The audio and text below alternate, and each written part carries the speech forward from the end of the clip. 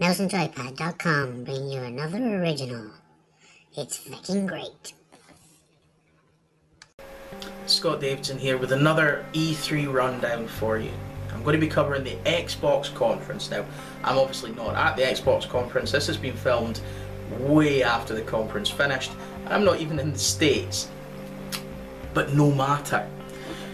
Xbox and Microsoft, or Microsoft and Xbox, knocked it out of the park this year.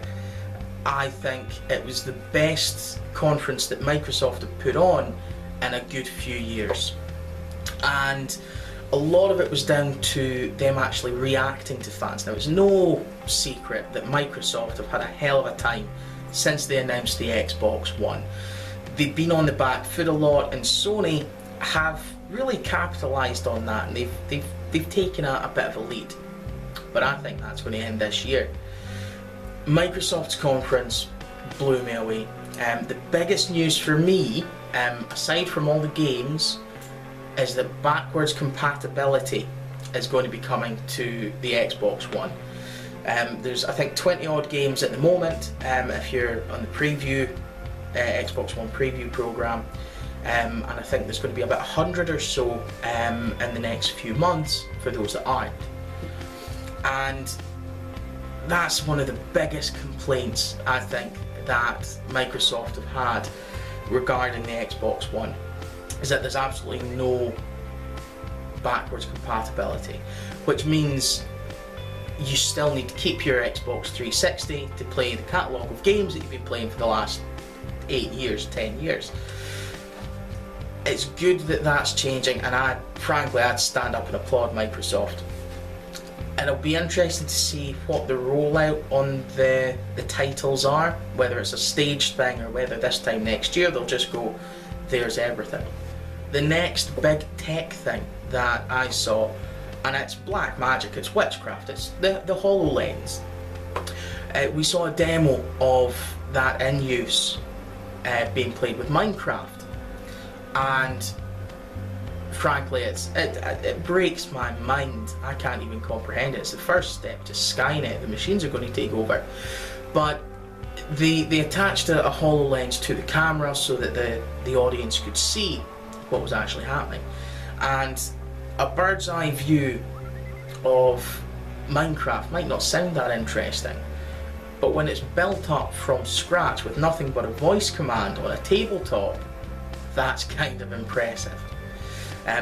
I thought it was great, to be honest. It's science fiction, you know, but it'll be interesting to see how that ties into other games, because obviously games like you know, flight sims and things of that nature, you know, simulators, god sims and things, that's going to be very easy. But what about maybe first-person shooters or third-person shooters or any other kind of shooter, platforming games, puzzle games, things like that? I'm interested to see what Microsoft can pull out the bag for that, because I think that HoloLens demonstration with Minecraft was phenomenal. But if it's a one-trick pony, it's not really going to do anything, and it's going to pale in comparison to the Oculus Rift. But let's talk about the games. Let's talk about the games. So they opened the conference with some gameplay from Halo 5 Guardians. Now, for me, I'm a huge Halo fan. You can ask anyone that knows me, I love them. I played all of the Halo games, including the Halo Wars, and I can't get enough of them. I also love that Nathan Fillion is back in the role of Buck for Halo 5 Guardians. He was an ODST, for those of you that maybe don't know. It's fantastic. The gameplay, it's still quite bright and colourful, but at the same time it looks darker and less cartoony than the Halo games that we've seen before. And it's a nice direction, I think, that 343 Industries are taking it in, because a big criticism of Halo is a lot of the adverts for Halo, a lot of the ads and trailers have been quite gritty and, you know, quite downtrodden and beaten. And then you play the game and there's purple blood and everything's all bright. and I think it's a good contrast as the storyline seems to be getting a lot darker, that the aesthetic is following that without losing anything that makes it quintessentially Halo. We saw a little bit of single player gameplay. We don't know anything about the story yet that much, other than Master Chief is being hunted by Spartan Locke.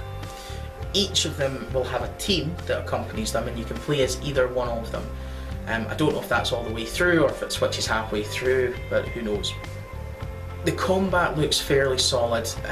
You've of course got the jetpack that we saw in the beta for Halo 5 multiplayer, which adds, you know, swiftness, speed and agility to Halo, which is something that's not really had a lot of. It's been a bit tankish up till now, but it's good. I liked the segment that we saw. We also saw a bit of Warzone, I believe it's called, which is a multiplayer mode, which is player versus AI, and that looks truly epic. I can't wait to get my hands on that to play it.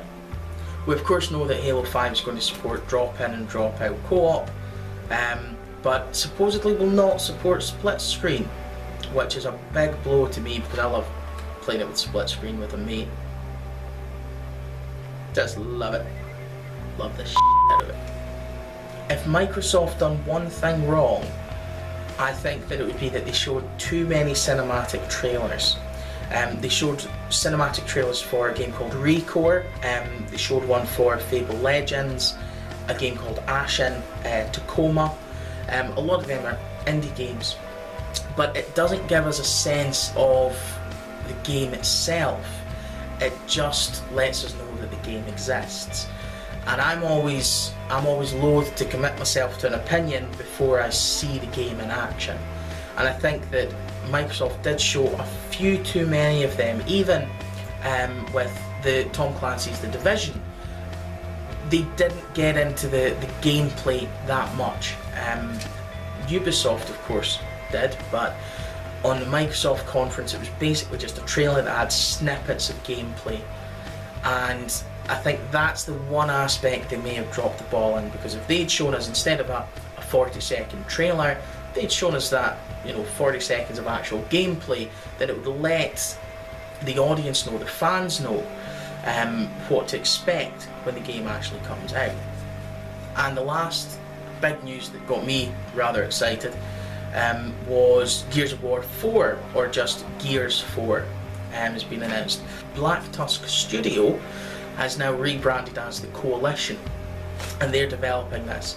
Looks like there's a new characters. It looks like it's slightly less testosterone filled, shall we say, but the gameplay that we saw, it looks quite good. It looks like it's going back to Gears 1, where there's that element of suspense.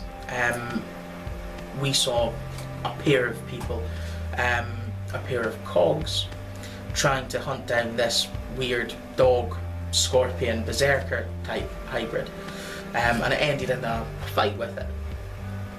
But I was quite pleased with that, because there was a good section of gameplay. We saw a few of the mechanics involved. It looks like it's another Gears game, and there's nothing wrong with that. We also got told that Gears of War is getting a re-release, and it's coming on August 25th. There's a beta at the moment for that. We've actually had some gameplay up on the site regarding it. Yeah, I mean, it's another remaster. There's nothing wrong with that in and of itself, I suppose.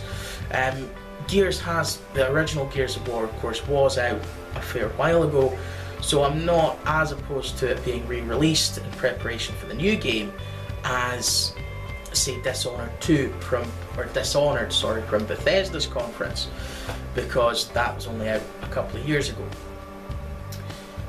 All in all, I was really pleased with what Microsoft showed us, what they had to offer, and I'm excited, genuinely excited for the next year and what we're going to get from Microsoft Studios and everyone that they're partnered with. What did you think? Do you agree with me? Do you think I'm talking nonsense? Comment, like, subscribe, tweet us, get involved and tell us what you think. and we can get a real discussion going on this. I'm Scott Davidson. That's my thoughts of the E3 conference for Microsoft. Thanks for watching.